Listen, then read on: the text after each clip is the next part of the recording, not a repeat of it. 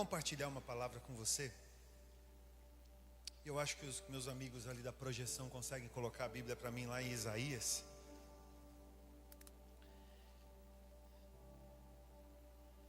Isaías 60, versículo 13 ao 18. Antes eu quero fazer uma oração.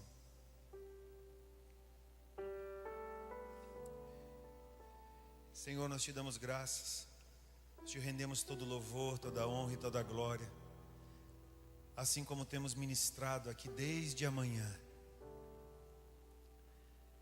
Que todo o espírito de retenção, todo o espírito de medo, todo o espírito que não se agrada da presença de Deus caia por terra. Que haja um movimento de libertação em nosso meio, de mentes caídas, cauterizadas, mentes aprisionadas, acorrentadas. Que flua em nosso meio um verdadeiro louvor e uma verdadeira adoração. E que haja um verdadeiro romper de águas puras e cristalinas. E que possamos desfrutar dessas águas saciando a sede, dando a Deus o que lhe é devido. E que o teu nome, Senhor, em nosso meio seja um estandarte, uma bandeira, a bandeira do Evangelho, a bandeira de Cristo. Para que o teu nome esteja acima de todo nome. E que o teu nome seja conhecido aqui, Senhor, na Aclimação, na Vila Mariana. Que o teu nome seja conhecido no Glicério, no Cambuci. Que o seu nome adentre a Vila Clementino, ao bairro da Saúde. Que passe por Moema, que chegue, Senhor, nos Jardins, pelo Paraíso, pela região central de São Paulo, que se expanda por essa cidade como uma onda de virtudes, de curas, milagres, prodígios. Que o teu sobrenatural nos alcance e nos traga uma nova dimensão, a uma nova compreensão de quem tu és, fazendo o teu nome conhecido em São Paulo e nas nações, para que o Evangelho do Reino seja pregado a toda criatura, livrando prisioneiros, libertando cativos e fazendo com que haja em nosso meio cura, gestações, visão, sinais sobrenatural. Que não hajam prisioneiros em nosso meio. Livres, livres, livres, livres, em nome de Jesus. Amém. Aleluia.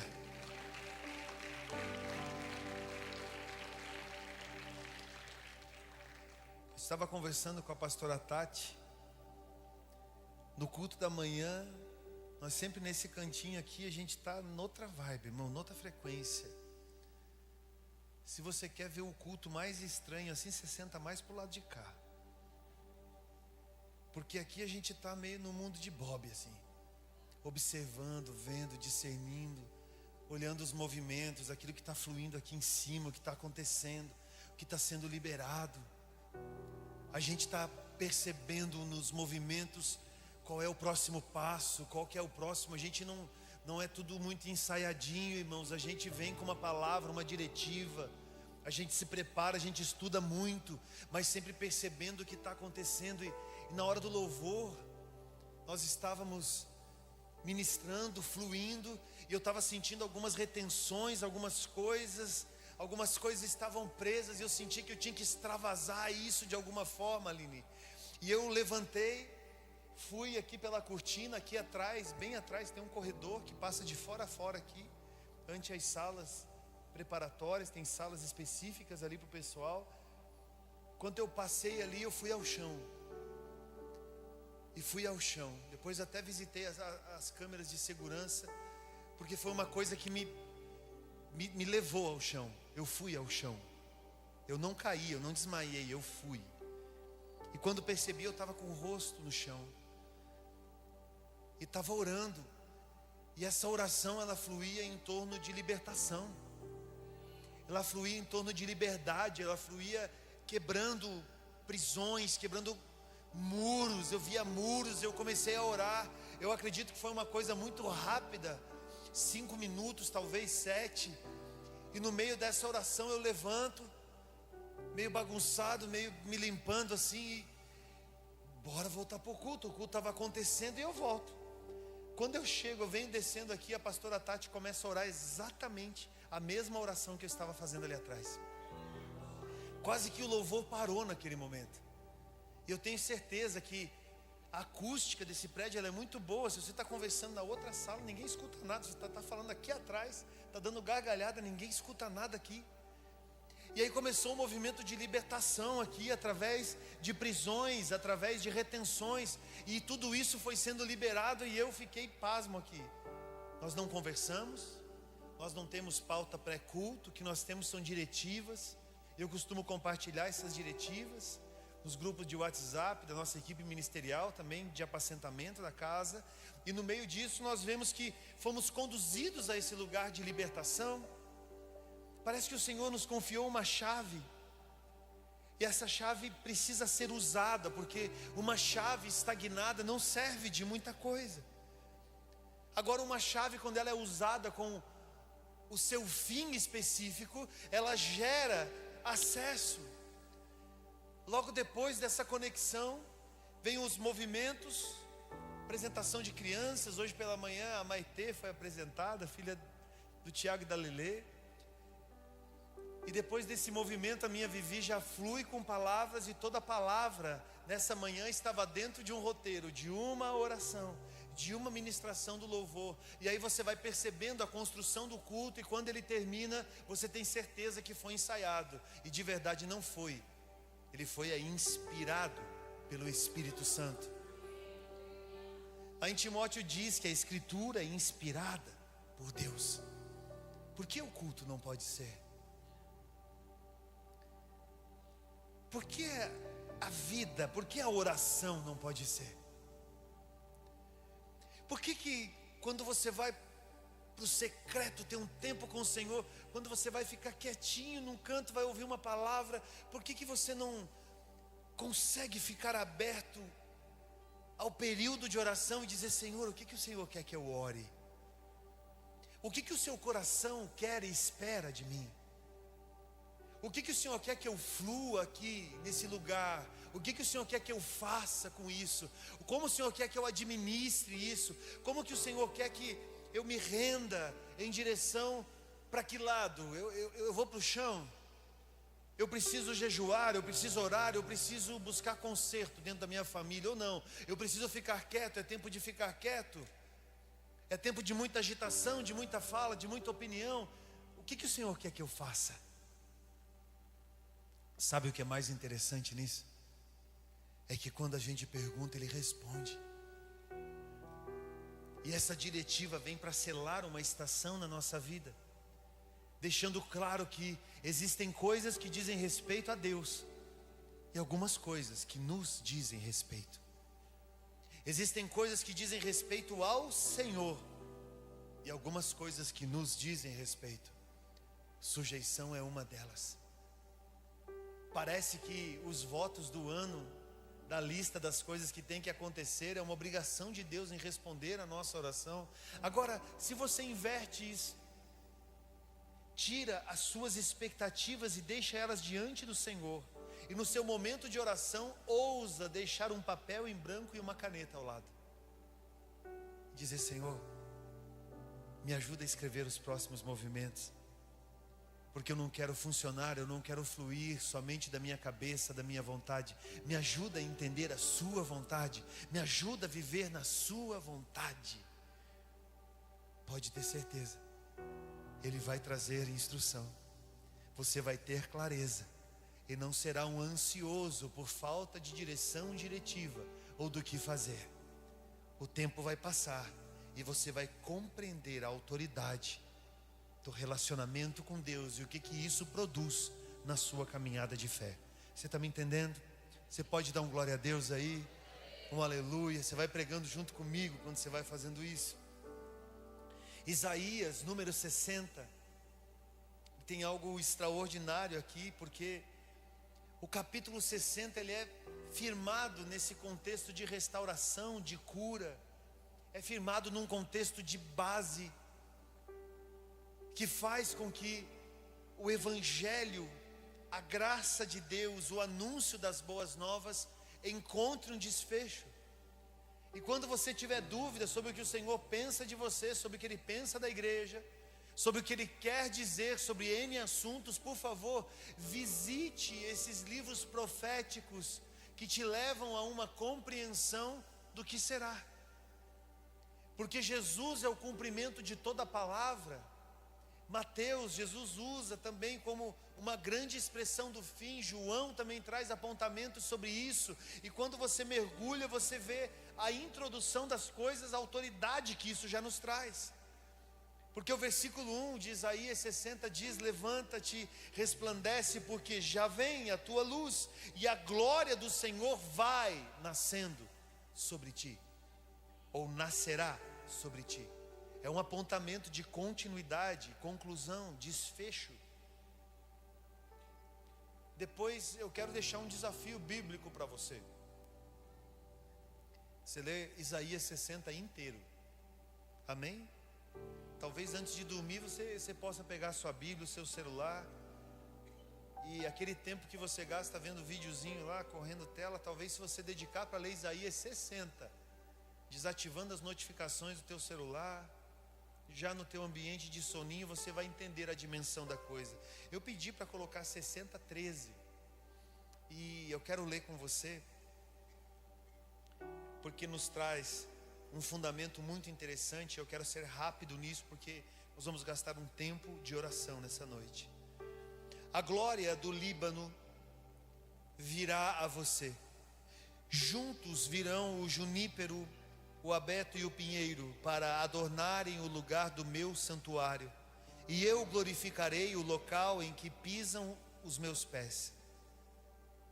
Os filhos dos seus opressores virão e se inclinarão diante de você. Todos os que a desprezam se curvarão aos seus pés e a chamarão cidade do Senhor. Repita comigo: cidade do Senhor. Pastor Luiz diz de uma forma muito pedagógica que a menor visão de Deus é uma cidade. Alguns pregadores de motivação dizem que a menor visão de Deus é você, que talvez você seja o centro do Evangelho.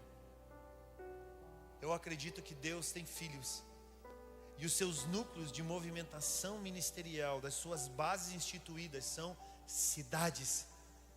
E o ápice dessas cidades é o governo de Cristo, o governo do Senhor sobre elas. Talvez se o nosso movimento de oração começasse a ser cravado, André, falando mais sobre São Paulo, falando mais sobre cidade, falando mais sobre a região metropolitana, falando mais sobre essa cultura que nos aproxima. Talvez se as nossas orações encontrassem a direção da compreensão do que significa ser uma cidade do Senhor, nós veríamos nessa completude muitos elementos que nos trariam motivação e apontariam a nossa vida, o nosso destino profético para um lugar de completude. Porque se orar só, se eu, Israel, orar somente por mim, pelas minhas coisas, pelos meus filhos, pelo meu alimento, pelo meu sustento, pela minha base, pela minha relação com Deus, no mínimo eu sou egoísta. Agora, se eu compreendo a menor visão de Deus em torno de um coletivo e começo a me mover em direção a isso, e antes de dormir você ousadamente no seu travesseiro, talvez cansado para trabalhar no outro dia, você diz: Senhor, abençoa São Paulo, Senhor, abençoa essa cidade, Senhor, leva São Paulo diante de Ti. O aspecto da influência em relação a São Paulo é muito forte no Brasil inteiro. A minha mãe mora numa cidade muito pequena no Rio Grande do Sul. Hoje ela está morando lá. E tem dia que ela está assistindo no final da tarde o Datena. Aí ela me liga. Quando eu sei que é no final da tarde, ali 6h30, ela me liga: meu filho, eu vi aqui que deu um tiroteio aí. Mãe, aqui é muito grande, é muito distante. Não, mas eu vi também que ele falou que deu um temporal e um alagamento. Descansa, mãe, tá tudo bem. Uma pessoa numa cidade no interior do Rio Grande do Sul, sabe o que acontece em São Paulo?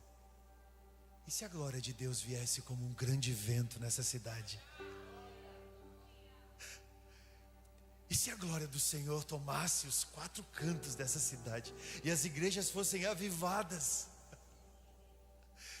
e todo mundo fosse tomado por um fogo, por uma glória, e se os cânticos começassem a ecoar nos 4 cantos do planeta Terra, que sabe o que acontece em São Paulo, todos os olhos estão voltados para cá. Por que você acha que é um levante grande do inimigo para cercear o pensamento, para travar a adoração, para travar o louvor? Por que você acha que há tantos movimentos separatistas dentro dessa cidade?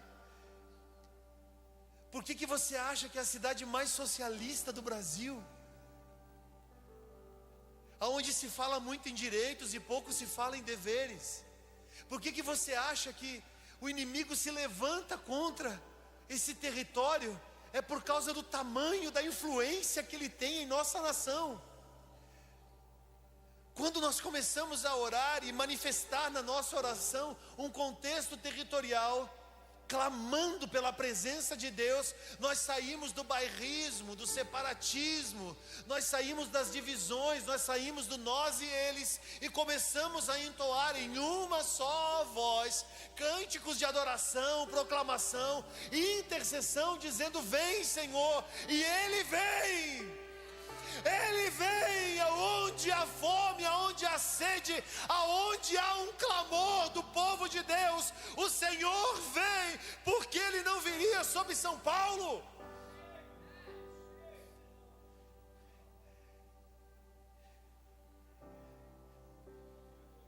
Em vez de abandonada e odiada, continua o texto, sem que ninguém quisesse passar por você, farei de você um orgulho eterno, uma alegria para todas as gerações. Ele se refere a Jerusalém. Você beberá o leite das nações e será amamentada por mulheres nobres. Até o contexto de nutrição, até o contexto de alimento, até a qualidade do que vai transitar na cidade de Deus é guardada, é cedida, é dada por mulheres nobres. Então você saberá que eu, o Senhor, sou o seu Salvador. Repita comigo: Salvador. O seu Redentor. Repita comigo: Redentor. O poderoso de Jacó. Em vez de bronze trarei a você ouro, em vez de ferro, prata, em vez de madeira trarei a você bronze, em vez de pedras, ferro. Farei da paz o seu dominador. Preste atenção: farei da paz o seu dominador, e da justiça o seu governador. Você imaginou uma cidade dominada pela paz, aonde a justiça governa? Em nosso país há uma deturpação sobre isso. Alguns abusos políticos precisam cair por terra, mas o Senhor permite que esses abusos sigam expondo a nossa nudez enquanto nação, porque afinal de contas é a consequência de um povo que só pensa em direitos e pouco se importa com deveres. Eu não estou defendendo o lado político, não, mas eu gosto de pensar, e eu preciso que você pense: o evangelho do reino é um evangelho onde as responsabilidades valem mais do que direitos. Pastor, mas eu não vim no culto da vitória. Não, irmão, era da manhã o da vitória. O da noite é para nós ser catracado mesmo.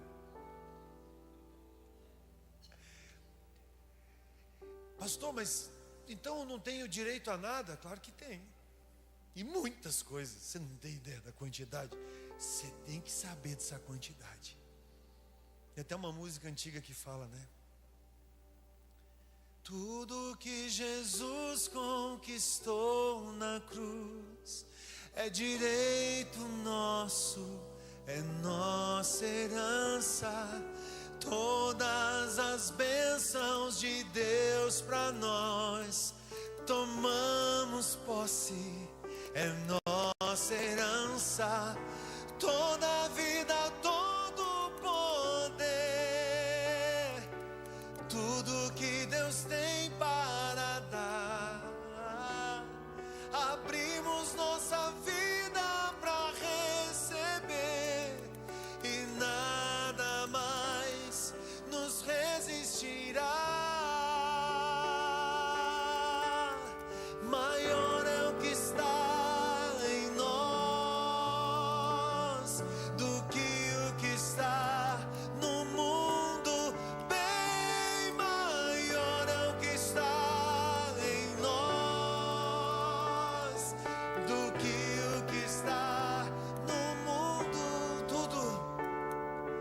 Tudo que Jesus conquistou na cruz é direito nosso, é nossa herança.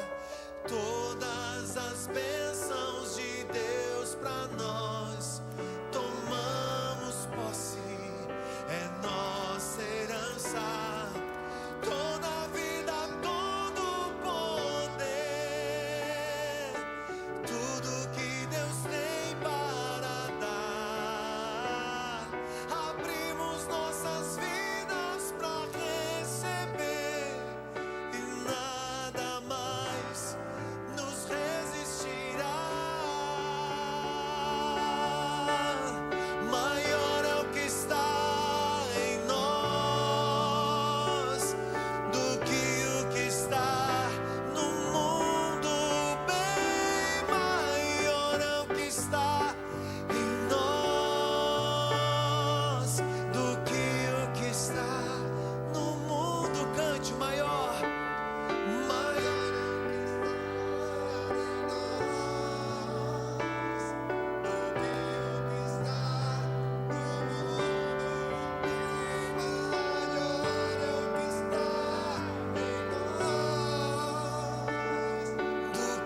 o que está é Jesus.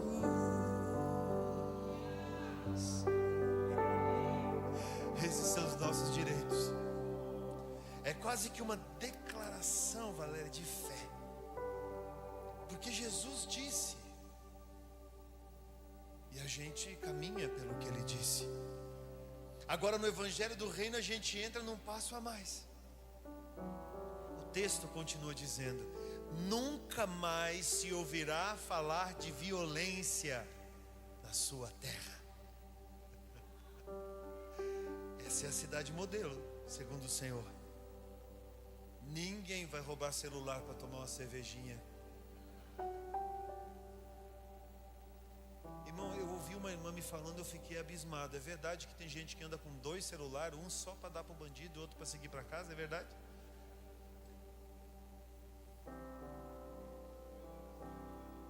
Uber anda sem aliança, pastor Humberto.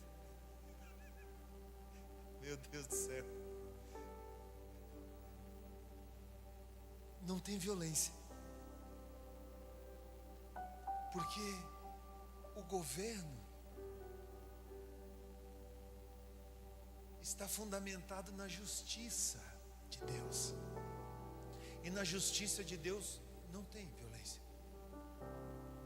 Não tem nem medo, não tem nem pavor.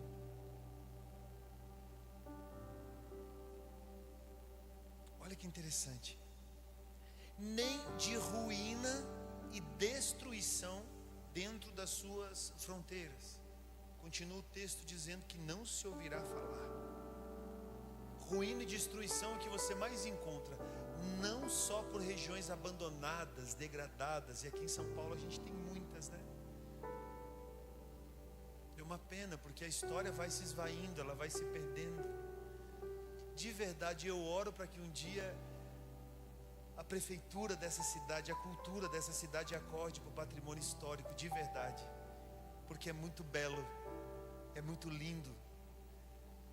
Quando você viaja o mundo e vê em grandes capitais, em grandes cidades, você vê que a história latente diante dos olhos, parece que a gente quer logo se desfazer para que venha o novo. De verdade não devemos remover marcos antigos. Essas ruínas de destruição, elas caem por terra. Agora olha essa chave que extraordinária. Aos seus muros, repita comigo, muros, você chamará salvação. E as suas portas, repita comigo, portas, você chamará de louvor. Interessante que tem dois parâmetros aqui que nos colocam nessa condição de responsabilidade parcial. Porque tem coisas que dizem respeito a mim e a você. Essas indicações do Senhor, ela nos fala sobre muros. E esses muros apontam salvação. Irmão, de verdade, quem que promove salvação? Você sabe responder? Quem que promove salvação? Biblicamente é o Senhor. É isso aí, é o Senhor. Então, esses muros chamados salvação é aquilo que Deus faz. Amém? Você está entendendo? Aos seus muros você chamará de... É o que Deus faz. Agora, as suas portas, elas serão chamadas do quê? De... Quem que promove louvor, adoração? Quem que promove isso, irmão? Quem que faz esse negócio acontecer? O Senhor pode colocar um cântico em nossos lábios, mas a pura adoração, o louvor, a exaltação a Ele vem daqui, ó. A gente faz isso. Assim como os salmos nos ensinam que um dia faz declaração a outro dia sobre a glória de Deus, a grandeza dos seus feitos, nós, enquanto adoramos, enquanto nos posturamos, fazemos isso proclamando a sua verdade, proclamando a sua vida, proclamando tudo que Ele é. Então, se esse texto fala que os muros se chamam salvação dessa cidade perfeita, ele também fala que as suas portas se chamam louvor. Salvação diz respeito ao que Deus faz. Louvor diz respeito ao que eu e você devemos fazer. Por mais fortificada que seja a sua vida, por mais interessante que seja o seu relacionamento com Deus, relacionado ao tempo, guarde isso com você. Os muros estarão bem estabelecidos, porque Ele é a nossa salvação. Agora as portas são lugares de fluxo e acesso. A gente define isso pelo quanto aprendemos a adorar a Deus com todo louvor e com toda glória. São portas que às vezes estão desguarnecidas, abertas, completamente vulneráveis, permitindo que haja um fluxo, um entra e sai dentro de você, que você nem sabe ao certo mais o que é, às vezes até duvida que é crente. Se você mergulha nesse entendimento, você no mínimo se responsabiliza pelo acesso. Repita comigo, acesso. Isso diz respeito a você. Salmos 35, 9, acerca da salvação. Salmos 35, 9 nos diz: então a minha alma exultará no Senhor e se regozijará na sua salvação. Há quem se orgulhe por ter conquistado a salvação. Eu de verdade não me sinto merecedor, porque por mais que eu faça, não consigo. Eu dependo do que o Senhor faz por mim. Agora, Salmos 141 verso 2, Salmos 141 verso 2 nos diz: seja a minha oração como incenso diante de ti, e o levantar das minhas mãos como a oferta da tarde. É como se houvesse espaço para você fazer alguma coisa. Há quem acredite que não há nada a ser feito, mas há muito o que ser feito. E para fazer e viver isso é necessário compreender essa constância. Não seja inconstante, porque o Espírito de Deus, ele é organizado e constante.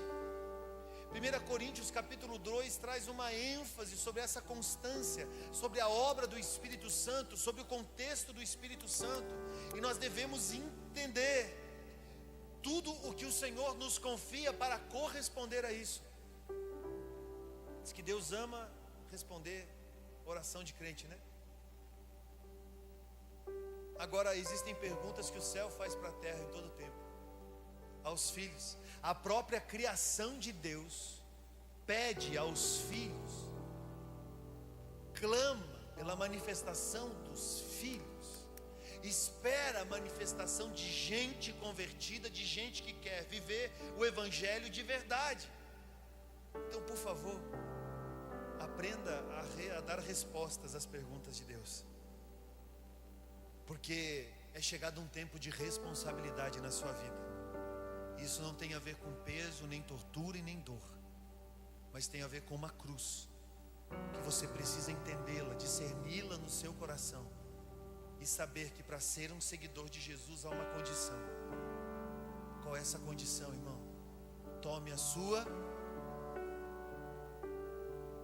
Acho que eu vou ter que mandar fazer uma cruz para colocar ali na frente, irmão, na fachada. Você é ousado. Uma cruz branca. Olha só que ousadia. Para já dar uma senha quando a pessoa estiver entrando aqui, para ele lembrar. Ah, pastor, mas tem coisa na minha vida que não se resolve. Você tem certeza que é para se resolver?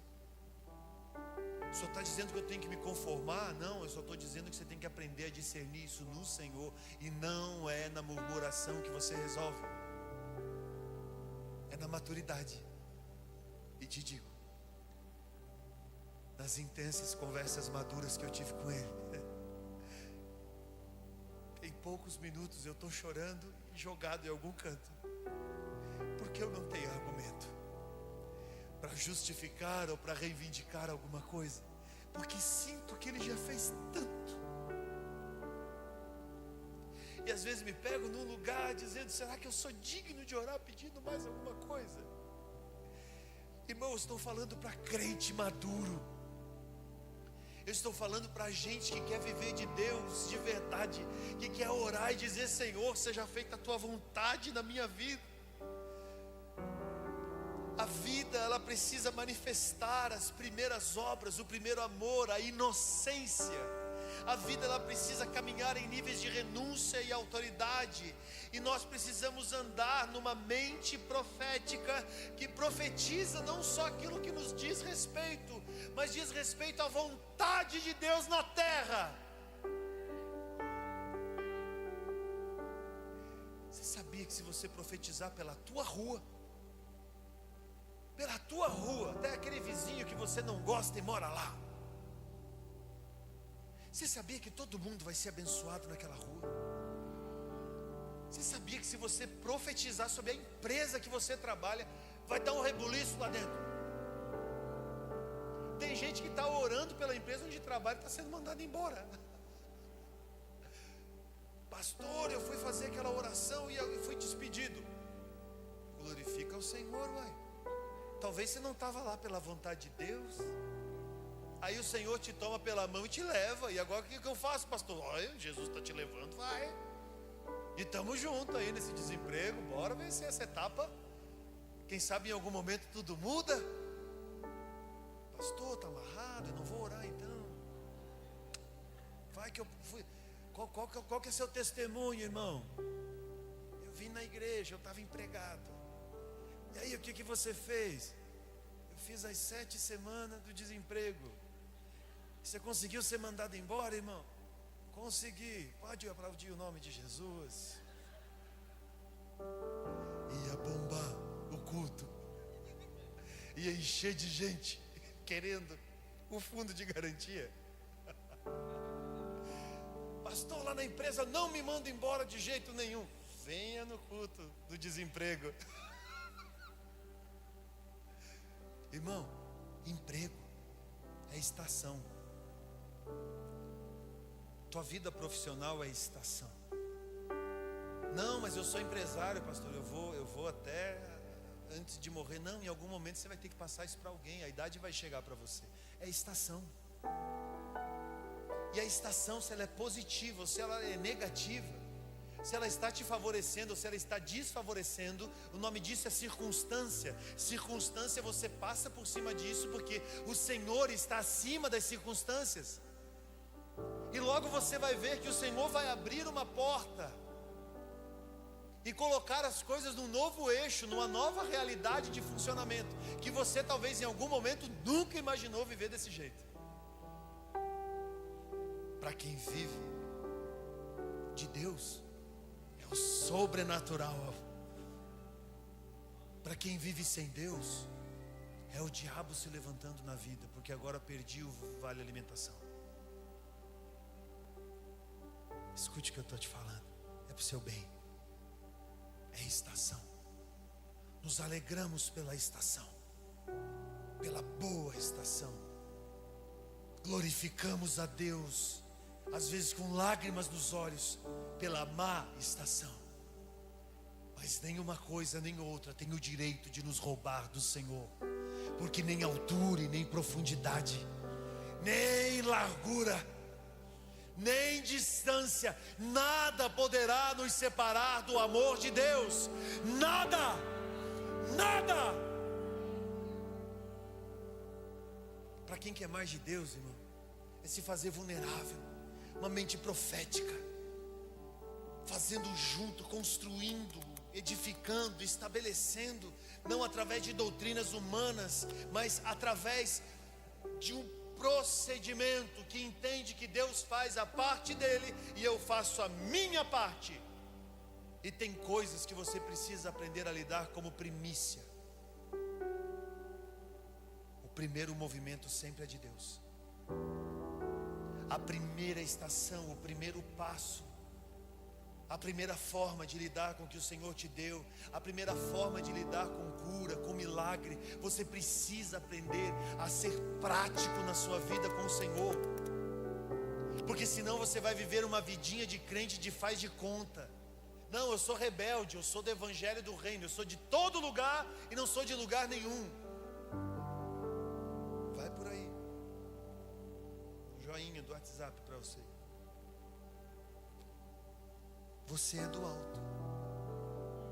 Na terra você estabelece alianças, e essas alianças vão promover um nível de compreensão que em algum momento talvez você vai estar debruçado sobre Isaías 60, como foi o meu pedido para você no início dessa ministração, e dizendo: Senhor, me dá as medidas daquilo que eu preciso fazer, de quem eu preciso ser para acessar essa cidade de excelência. Eu já vou concluir. A Bíblia fala sobre cidadela em algumas versões. E uma cidadela é um movimento estabelecido por homens de edificação, que fazem com que um lugar alto seja fundamentado, mas também seja protegido contra a invasão. O melhor modelo é juntar todo esse movimento, é juntar todas essas questões, entender o modelo ideal interno que Deus quer, sem violência, próspera, com tudo à sua disposição.